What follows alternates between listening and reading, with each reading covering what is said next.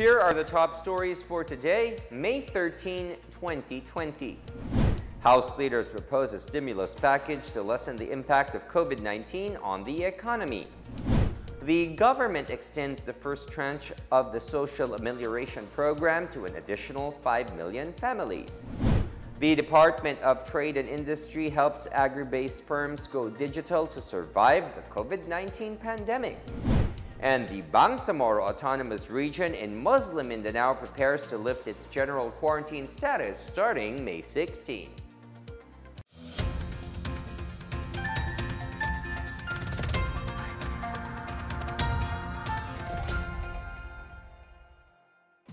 Good day, I'm William Theo. Welcome to the PNA Newsroom. Leaders of the House of Representatives are proposing a stimulus package to lessen the impact of an economic downturn and the possibility of massive unemployment in the country. House Speaker Alan Peter Cayetano and other House leaders filed on Monday House Bill 6709, or the proposed COVID-19 Unemployment Reduction Economic Stimulus Act, or CURES, which seeks to establish a special fund to finance infrastructure projects. Among the proposed projects include barangay health centers, municipal and city hospitals, digital equipment for testing, telehealth services and e-prescriptions, post-harvest facilities, bagsakan centers, and food terminals. Other infrastructure projects shall be funded, like walking or bicycle lanes, bridges across creeks and irrigation canals, evacuation centers and disaster emergency facilities, and roads going to tourist spots, beaches, mountain parks, new business districts or economic zones, and hubs for small and medium-sized enterprises. The proposed 1.5 trillion peso fund shall be made available for 3 fiscal years, with 500 billion scheduled to be appropriated every year. Malacanang expects a speedy economic recovery with the resumption of the government's Build, Build, Build infrastructure project. Benj Bondo tells us more. Malacanang on Tuesday said resuming the implementation of the national government's ambitious Build, Build, Build infrastructure projects and easing the monetary policy would contribute to the faster recovery of the Philippine economy. This after Fitch Solutions Country Risk and Industry Research, in its report released Monday, projected that the Philippine economy would fall into recession this year due to the impact of the coronavirus disease 2019 pandemic. Presidential spokesperson Harry Roque said the palace was not surprised by Fitch Solutions' projection, as it already expects that the government's implementation of quarantine protocols has hurt the country's economy. Bababa po talaga ating ekonomiya, pero tayo po ay tataas naman at inaasahan natin na mabilis ang ating pag-recover matapos po itong mga quarantines. Unang-una po, bubuksan natin muli yung Build, Build, Build program natin, at ito po yung tinatawag na fiscal strategy, paggamit po ng national budget para po mag-create ng economic activities. The national government is spending 1 trillion pesos annually for the implementation of the Build, Build, Build program, as it expects infrastructure projects to have a long-term economic effect. Binababa po natin ang interest rates, at saka yung mga liquidity requirements ng mga bangko po ay ini-ease up natin yung mga deposit requirement ng mas marami pong pera na umikot sa ating ekonomiya. Roque said he expects a V-shaped economic recovery due to the strategies prepared by the National Economic and Development Authority and the Department of Finance. For the PNA Newsroom, I'm Benj Bondo. The chairman of the House of Ways and Means Committee on Tuesday said the risk designation of provinces should be understood not as cues for complacency, but as different configurations for testing, tracing, treatment, isolation, and mobility limits. In a preliminary impact assessment, Albay Representative Joey Salceda said it is imperative to watch out for the continued possibility of coronavirus outbreaks in low-risk areas, which may still be highly susceptible to infection. He says their initial analysis show that infectivity rates in low and medium risk areas remain higher than in the low risk areas, and there is a probability that the infection has just begun in those areas. Salceda noted that as many as 17,800 infections could still take place given current infectivity rates without tracing, testing, and isolation. He said exhaustive tracing and testing is an absolute and unequivocal must to reduce risk in all areas. Salceda also warned that while low-risk areas may have low volumes of cases for now, highlighting the treatment capacity for low and medium-risk areas is an area of possible concern.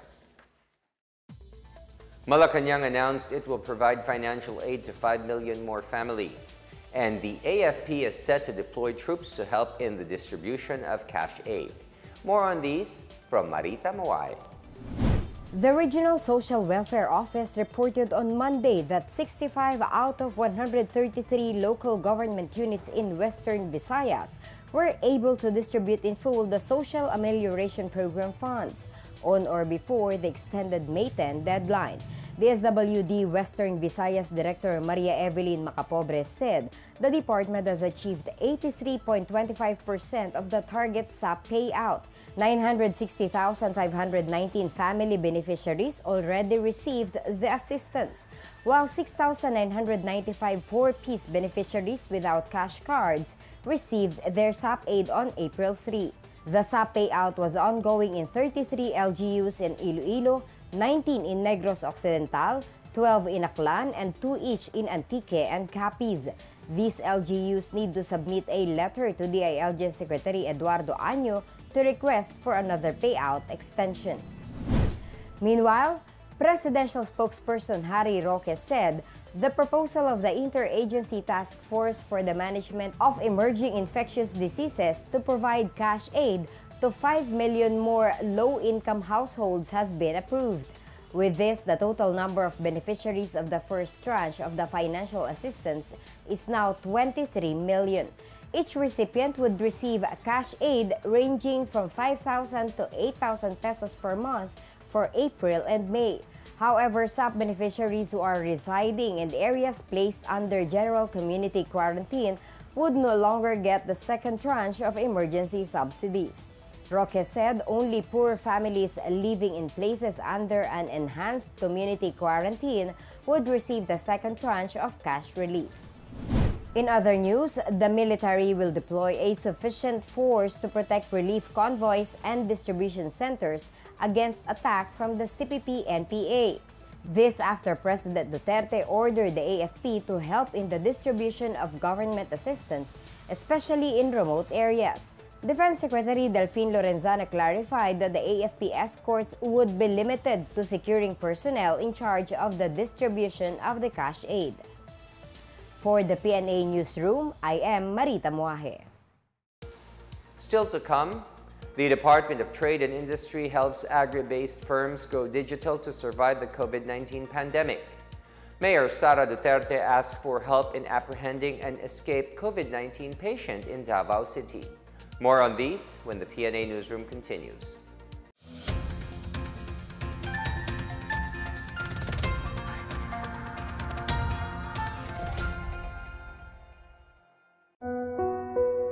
Wala ka mang lagnat, walang ubo, maaaring nahawaan ka.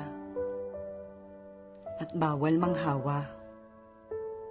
Yung sinundan mo sa pila, yung binilhan mo, binigyan mo ng pera, tinabihan mo, kinausap mo, nahawaan mo na.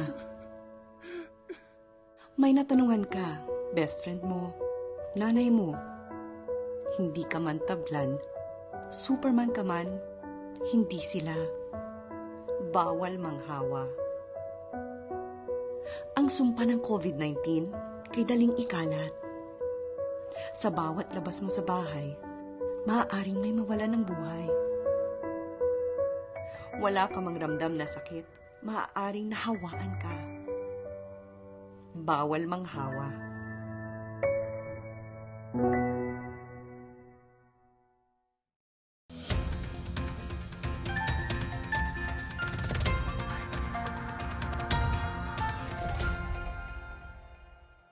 The Philippine Broadcasting Service, or PBS, clarified on Tuesday that the Wow China radio program being aired on state-run Radio Pilipinas is not meant to promote any political view or cause. The radio show was heavily criticized by netizens who expressed disapproval that it was being aired by a Philippine government station. In a statement, the Philippine Broadcasting Service said their radio show Wow China is light, informative, and entertaining, and is in no way whatsoever does it espouse or promote a particular political view or cause.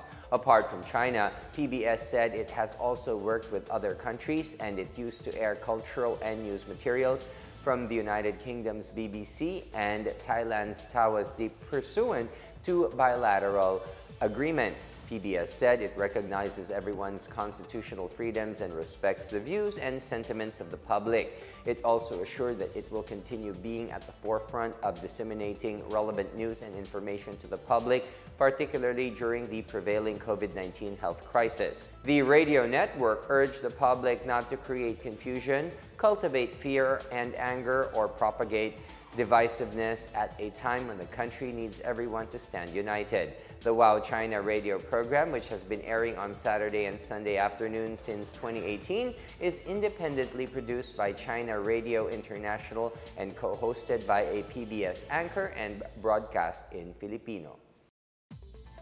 In our business news, the Department of Trade and Industry, or DTI, is assisting the micro, small, and medium enterprises to adapt new business concepts and go digital.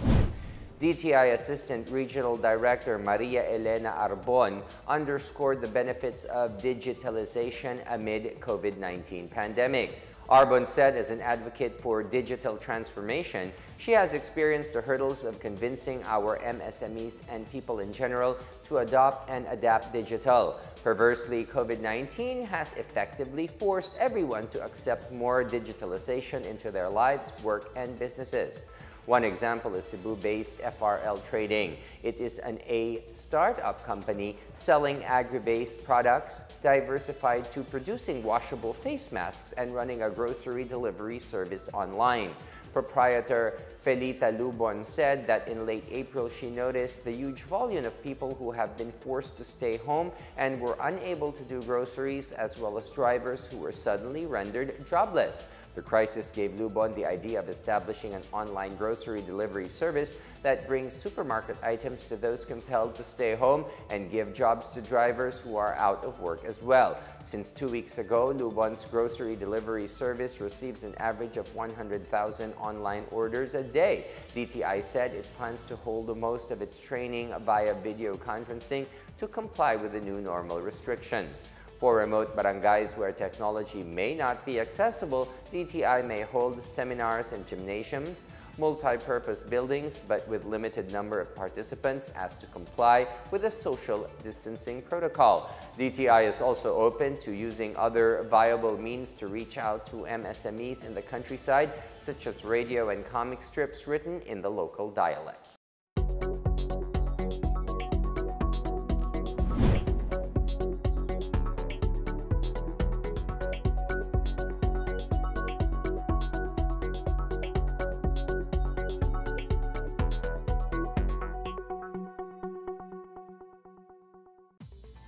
Thirty persons were arrested in Bulacan for violating protocols under the Luzon-wide enhanced community quarantine. Bulacan Police Director Lawrence Cahipe said 2 of the violators were nabbed for selling liquor despite the liquor ban. The suspects yielded 32 bottles of local liquor and marked money. Meanwhile, Plaridel Police arrested a man for alarm and scandal and illegal discharge of firearm. The suspect, under the influence of liquor, allegedly repeatedly fired shots into the air. Cahipe also said the 27 other ECQ violators were arrested in San Ildefonso, Mecawayan City, and Bocaue. In Davao City, Mayor Sara Duterte is calling on residents to help the local government locate COVID-19 patient Arani Hajiba, who fled from a government-run patient care center on Saturday, May 9. Hajiba, a resident of Barangay 23-C, is described as between 20 to 24 years old and whose prominent feature is a lump on the left side of her neck. The local government will ask the Davao City Police Office to study the liabilities of Hajiba after she breached the protocols and guidelines of the COVID-19 pandemic. Duterte urged anyone who may know the whereabouts of Hajiba to call the police through mobile number 0917-700-2105 or Police Major Michael Uyanguren, the Santa Ana Police Station Commander. Farmers and fisherfolk in General Santos City who were affected by the COVID-19 crisis received cash aid, and poor residents in Ilocos Norte are set to get free electricity. More on these and other news from the provinces from Janice Cabe. The city government of General Santos City and the Department of Agriculture in Region 12 has released some 21.1 million pesos worth of farm inputs and equipment to farmers and fisherfolk here who were affected by the COVID-19 crisis. This comprised 600 bags of certified rice seeds, 37.5 bags of registered rice seeds, 60 bags of hybrid rice seeds, and 688 bags of corn seeds. The procurement of an additional 600 bags of certified palay seeds and various fishing gear was still underway. The move was aimed to assist about 1,500 farmers and fisherfolk in the city continue to produce food amid the COVID-19 pandemic. Meanwhile, the Negros Oriental Provincial Government has started distributing 2 million pesos to each of its 6 cities and 19 municipalities to help them in the fight against COVID-19. The 50.6 million pesos used to fund expenditures also includes financial assistance to the Provincial Police Office. The provincial government has also allocated 672,000 pesos for the provincial police for the procurement of personal protective equipment and other requirements to carry out their duties and responsibilities. In other news, the Ilocos Norte Electric Cooperative has launched its Pantawid Liwanag program on Tuesday. The program aims to provide free electric bills for lifeline consumers whose monthly electricity use falls below 30 kilowatt per hour during the enhanced community quarantine period. To qualify for the program, consumers must fill up an application form available through the INEC Association of Member Consumer Owners Officers. Meanwhile, the INEC is also extending the payment due date for regular member consumers until the end of the month. For the PNA Newsroom, I'm Janice Caven. Up next, the Bangsamoro Autonomous Region in Muslim Mindanao prepares to lift its general quarantine status starting May 16. And a university in Samar distributes workbooks and crayons for school children stuck at home during quarantine. The PNA Newsroom returns after these reminders.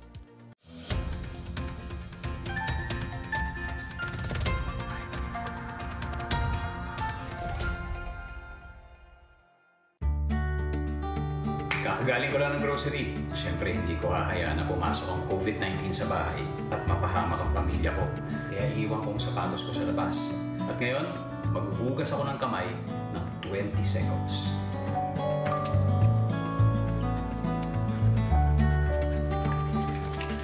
O ayan, wala na ang virus. Tandaan, buhay ng pamilya natin na nakasalalay. Let's heal as one. Alam niyo ba na pumapasok ang COVID-19 sa ating katawan sa pamamagitan ng mata, ilong at bibig? Kaya lagi kaming conscious dito sa bahay kapag umuubo kami. Lagi kaming naghuhugas ng kamay in 20 seconds. Pag lumalabas kami, lagi namin suot ang mask. Lagi lang natin tatandaan mga mamshi. Buhay ng pamilya natin ang nakasalalay dito. Let's heal as one. Tandaan ang tamang paraan ng paghuhugas at paglilinis ng kamay upang makaiwas sa iba't ibang karamdaman. Basain ng tubig ang mga kamay at sabunin. Unang sabunin ang mga palad at ang likod ng mga kamay. Kuskusin na maigi ang pagitan ng mga daliri at maging ang mga kuko. Isunod ang pagitan ng mga hinlalaki at kuskusin ng paikot ang mga dulo ng mga daliri sa magkabilang palad. Banlawang mabuti ang mga kamay sa malinis na tubig at patuyuin ang mga kamay gamit ang single-use towel o air dryer. Basta't sama-sama at laging handa, kaya natin to! Isang paalala mula sa DOH, PCOO, KBP at ng himpilang ito.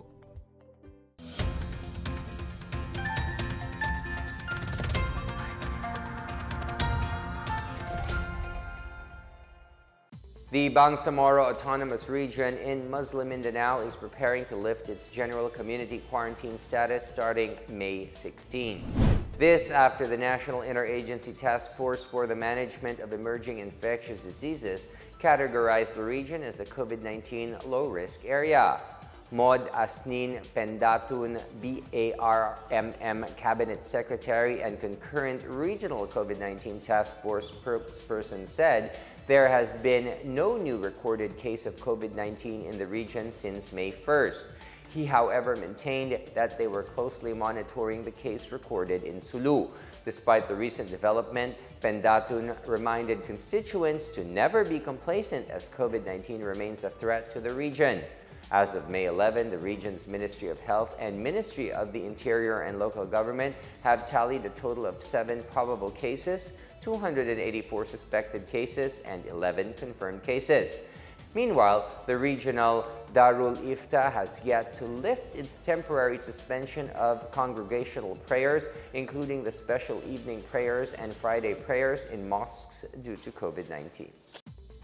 In sports, the Philippine Sports Commission has created a health and safety committee to help sports personnel amid the fight against COVID-19. PSC Chairman Butch Ramirez created a new committee as per occupational and health safety standards for the public sector in an online meeting by the PSC board on Tuesday. The new committee will be activated by May 22nd. The board also discussed the procurement of personal protective equipment, face masks, and disinfection supplies as Metro Manila shifts from enhanced community quarantine to the modified ECQ and hopefully to general community quarantine. The PSC during the meeting also began doing a framework for the reintroduction of outdoor physical activities and sports in cooperation with the Department of Health. Meanwhile, the PSC assured that we will still provide allowances to national athletes and coaches despite their trainings called off indefinitely due to COVID-19. Catholic prelates led the country's consecration to the care of the Blessed Virgin Mary amid the COVID-19 pandemic on Wednesday. The Eucharistic celebration also marks the 103rd anniversary of the apparition of Our Lady of Fatima on May 13. The event was led by Catholic Bishops' Conference of the Philippines President Davao Archbishop Romulo Valles. Bishop Broderick Pabilio, Apostolic Administrator of Manila, celebrated the Mass at noon and the consecration at the Manila Cathedral. The simultaneous prayer was held to ask the grace and compassion of the Lord to end the pandemic. It also asks for the intercession of the Blessed Virgin Mary for the healing and recovery of those who are sick and to provide strength and protection to all frontliners and the Filipino people. The event was aired at Radio Veritas 846 AM band and online streaming and on Facebook and YouTube. As school children are forced to stay home and miss their classes because of the ongoing quarantine, a university in Samar is reaching out to them so they could continue learning at home. The Samar State University has distributed hundreds of work booklets and crayons to children in the virus-hit town of Tarangan, Samar. The booklet called Fun Aradman Kaudpoy Hi Isoy is a project initiated by the SSU College of Education. The learning material seeks to develop the knowledge of children through activities and puzzle games with information about proper hand washing and the pandemic. The university initially distributed 400 copies of booklets and crayons in Tarangan town. SSU has also distributed 400 booklets in Catbalogan City and 150 in Matuguinao town. The school continues to produce more copies for distribution in their other towns in Samar Province.